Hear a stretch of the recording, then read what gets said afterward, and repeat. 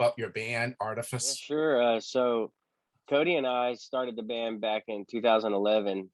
Uh, he and I had played in different local bands as well as Anthony, our bass player, and we'd all kind of played around the same scene. And uh, really, once my band broke up and Cody's band broke up, we kind of noticed that there was in each band around the scene, there seemed to be like one guy in that band that would just wanted it more than anybody else. So we tried to grab those guys, the guys that were willing to risk everything and give it all up and quit their jobs and drop out of school and all that to go hit the road. And Like playing a pickup game with band members, pretty much. yeah, and we ended up landing some guys, and we went out for a couple years with that lineup, and 2 years, one of I the want to guys, say, yeah. yeah, I think it was 2 years, and then one of the guys had a baby, and just life hit a lot of people at the same time, and it was back to me and Cody again, and we'd already gotten Mikey actually. He replaced the guitar player that had the baby, and then when the drummer and bass player quit, we went on the hunt, and we knew that it was our opportunity to like get the best of the best and really like put in the time to make sure like members that we got this round were undeniable, and could handle anything that we threw at them. And so then we got Jared and Anthony, our bass player. We had actually asked him to be in the band and play guitar before that, and he had just joined another band and didn't want to do them dirty, so he was like, no, I can't do it, I just joined this other band. Then we ended up playing a show with him, and afterwards he comes up to me backstage, he goes, I made the wrong choice, man. And I was like, well, we need a bass player, come on, man. So ever since I guess 2015. I never, really thought about it until just hearing you talk about the story, like how much of a transition that must have been for him, to go from playing guitar his entire life to being asked to be like, hey, you want to do this other thing instead? and Right. and he did it and has been in the band for how long now? Like I 7 think I years? think yeah, I think 2015 ish, 2014, 2015 was, 2014 of June, I think, is when he and Jared joined the band. and that's been the lineup ever since. And I mean, we're rock solid. Like we're all brothers and we're all family, and we all just kind of have this chemistry that works together and gives us the sound that we got. Artifice's next studio album, Reflections, is due out on November 19th. What can you tell us about the album that you haven't told anyone else yet? Well, for starters, we've changed the release date. It's actually January 14th now. There were some earlier times, I guess, where we had a plan and we came out and said it was coming out in November, but we kind of readjusted some things for the holidays and whatnot. And January 14th. But But we're gonna have Reflections, singles dripping out the whole time leading up to that. yeah. Reflections. I guess the easiest way to start with this record, I kind of look at it in two ways. Is there's like a lyrical way and then there's like a music way. Lyrically pertains to I guess the title of the record a little bit better. Reflections is the name of the album because this whole album is kind of like a collection of journal entries that we wrote, to ourselves or about experiences that we went through. And we kind of wrote these songs and looked back on it, and it felt like we were reflecting on, some good, some bad, a little bit of everything. So we felt like that was an appropriate title. Um, Musically, this record is definitely our most ambitious attempt yet. We kind of pushed the envelope as far as, the way we wrote the songs and the parts. And I know Scottie, as a vocalist, like really pushed himself to a new level when we recorded this. So it's Artifice like 3.0. That's what it Yeah, is. honestly, I'm kind of scared of the record that comes after this if we push ourselves any further. you know? I don't think I want to. We might do a country bluegrass record after this, just kind of chill out a little bit, Or like a Hawaiian beach music album.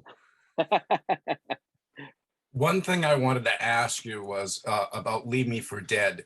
The song's like 3 minutes and 19 seconds long. When you guys went into the studio to record it, did you already know it was going to be that length, or did you just decide in post-production to make it that, 3 minutes and 19 seconds? That's a lot So to we unpack, kind of really.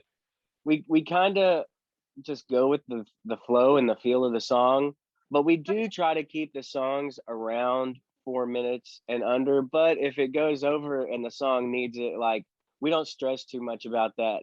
I think, for the last, few decades, I'd say that's been kind of like a really hard rule on, if you want to get on radio, your song's got to be under 4 minutes long.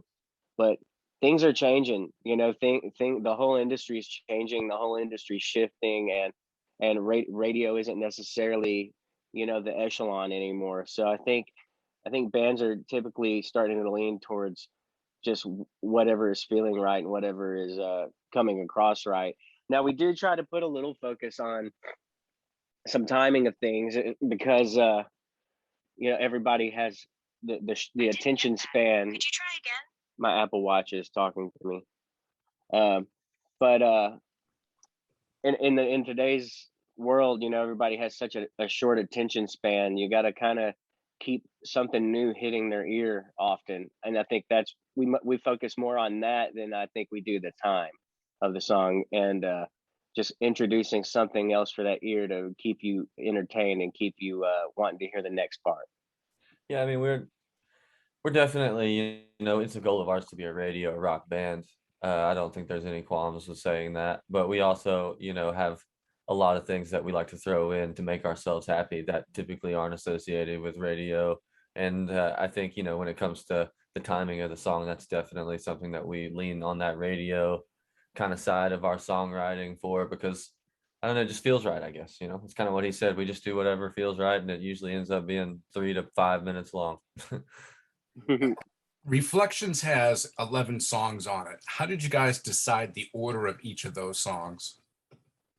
All right, so Lots of honestly, conversation, really. I think Cody and Anthony really had more conversation on that.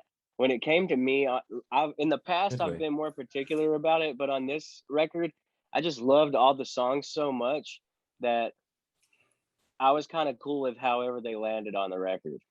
And it's kind of weird because, especially this being, our biggest record to date, and our most the record we're going to push the hardest.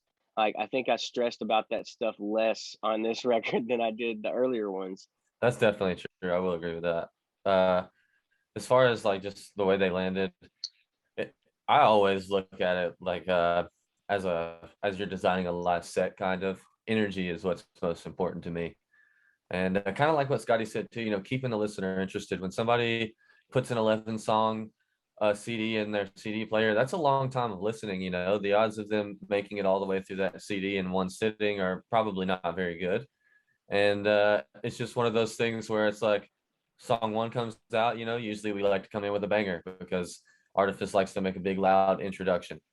And we kind of keep that energy going to really introduce ourselves, let you get the vibe for a song or two. And then we usually like to kind of give you a little breath, a reprieve from the action, slow it down, maybe hit you with something a little off kilter. But it's all about that roller coaster, really. And that's where the song track or the track listing landed for this record. We just had conversations about what felt right and what we thought the listeners would enjoy the most, and that's what happened. Mm-hmm. Can we get your take on what Cut Me Out is about? Yeah, Scotty? so Cut Me Out is really about having a toxic person in your life, someone that you may someone you're always trying to please, and someone you're always trying to fulfill that relationship with. And it seems as though you can never satisfy that person, and nothing you can do is good enough, and you've given it your all, and finally you're just saying, look, um, I've done this myself, and I don't need you anymore, so you can just cut me out if that's the way you want to be. Yeah. In the chorus, one thing I really love about this song is it talks about you're basically, you the listener, it's saying cut me out. You are telling this toxic person he just mentioned that, like, you know, you're screwing me over, you're really putting me through all this bull crap, and I'm letting you know this, and that person is still just like trying to blame you, and they're still just insisting that you're the problem. And I think that's kind of, you know, where you just get fed up and you're like, you know what, you're blaming me for all this. If I'm so bad, like you said, cut me out, get rid of me. Now, in what ways do you feel not having any outside influences benefited the band when it came time to record Reflections? Oh, so many. That was probably the best choice that we made, honestly. Um, we'd always had outside influences anytime we'd made new music in the I past. will say Anytime we there was outside influence, not to interrupt you, Scotty. There was some sure, outside influence. Just instead of, you know, working side by side with other people, this time it all kind of just funneled through us. yeah, and it gave us more freedom to just do what we wanted this time. You know, in the past when we'd been with other writers or producers, you know, some of the more technical musical aspects, some of the riffier riffs and whatnot, like a lot of people really tried to dumb down and simplify, and we didn't want to be that. We wanted, like, something I think we really enjoy as a band is the fact that you know, Jennifer over here or Susie can listen to the song who doesn't know anything about music and really relate to it, and the message can draw her in. But also, like, a musician can listen to it and appreciate the musicality of it and go, man, that, you know, those guys are really playing some notes, you know. So that's the line we try to really ride, is like a little bit of that proggy technical stuff, but fit in enough to where it's easy enough for the listener to hear without having to freak out over what we're doing. Do you guys have a particular favorite song? On the record, oh Mine kind of flip flops and switches around. yeah, I would have to say, I think Hollow is one of my favorites, which I'm always a sucker for the slower stuff. he does. He's the That ballad song guy. hasn't come out yet, but I love the slower stuff. Like, just like Daughtry just dropped his new record, and I immediately was drawn to the song with just him and piano, you know? And whereas Cody is more drawn to the riff that's going to slap you in the face, you know? Yeah, And definitely. that's kind of the beauty that creates our music too. Like, even like Leave Me for Dead, you know, it's got some really slap you in the face moments, but it's also got some really melodic and beautiful moments as well. I had heard a few years ago the band had some money stolen that was supposed to be used to record an album. What advice would you give an up and coming band when it comes to securing funds to record an album? Be very cautious. Be very cautious who your money goes to. Don't ever pay all the money up front. Uh, you know, pay part of it down and then part of the rest of it when your product is finished. And like I said, just be really cautious. And I if got the you have number one things, bro. contracts or agreements coming your way, like, don't just think you understand them and sign them. Go through them, read them over and over again. Sit down with your whole band and your family, your dad, whatever, your lawyer, and like break down every word and what it means and really dig in, because something can look good and then you sign it away and the next thing you know you're stuck in a hole, and there's not any getting out of that. So be really careful with what you do and what you look at and what you sign. There's only one phrase I would say, and that's get a lawyer.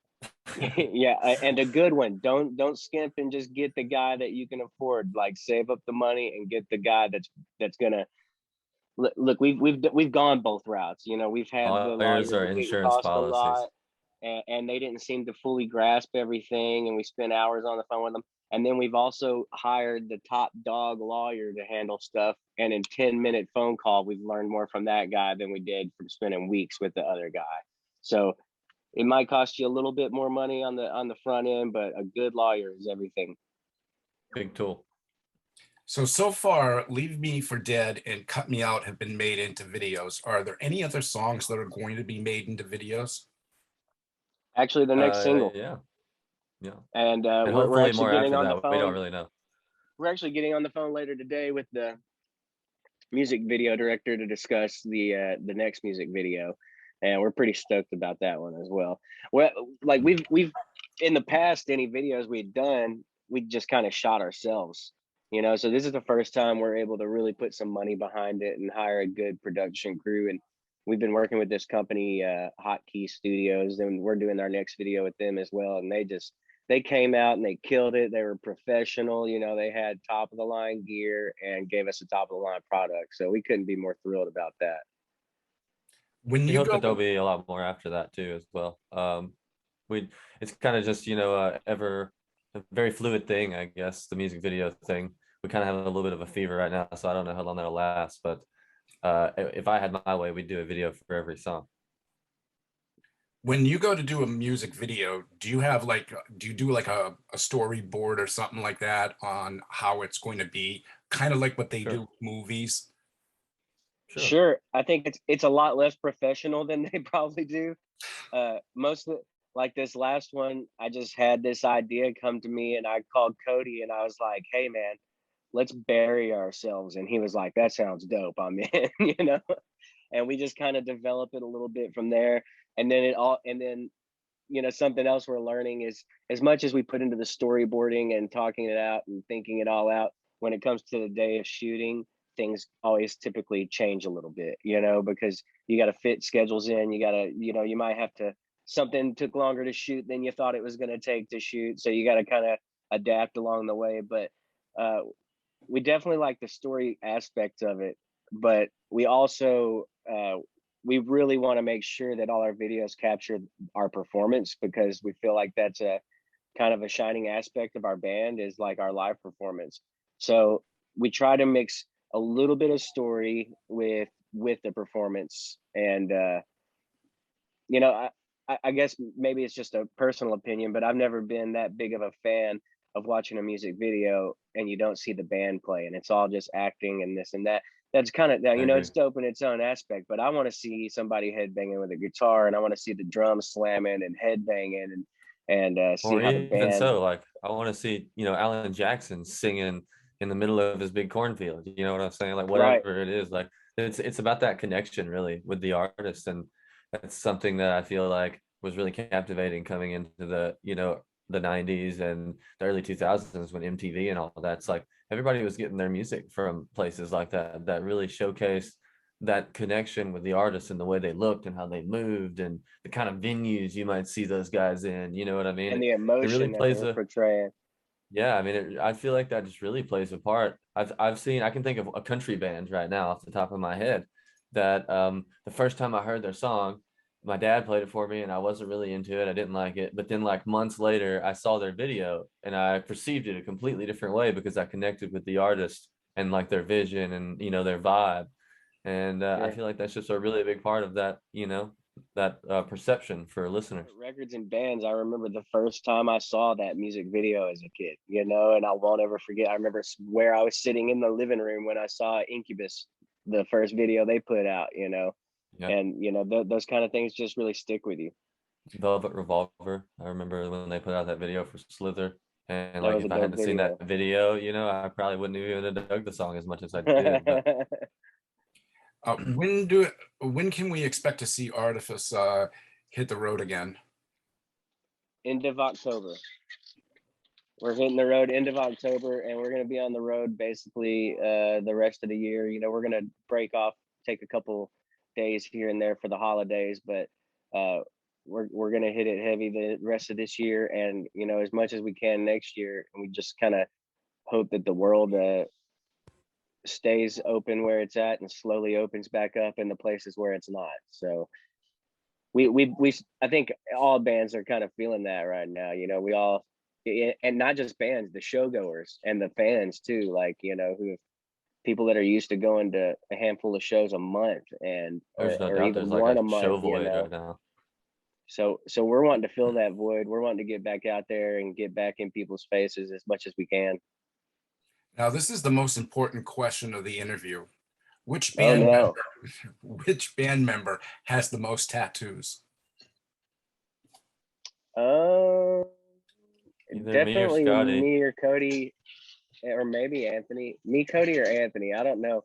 See, at Nah. some point, Well, I it's don't hard to. know. At some point, it gets hard to count them because they start like running together. and you're You like, have do to I go count like this as surface area, and just because of that, I think I'm gonna have to give it to myself. But it's a close race. I think my Yeah, leg because gives Cody's me got the his leg. advantage. Cody's leg Yeah. definitely gives him the advantage. So I think and because like Cody doesn't have his hands done and I do, but his legs are bigger than my hands. So Do you have rib tattoos? I can't remember.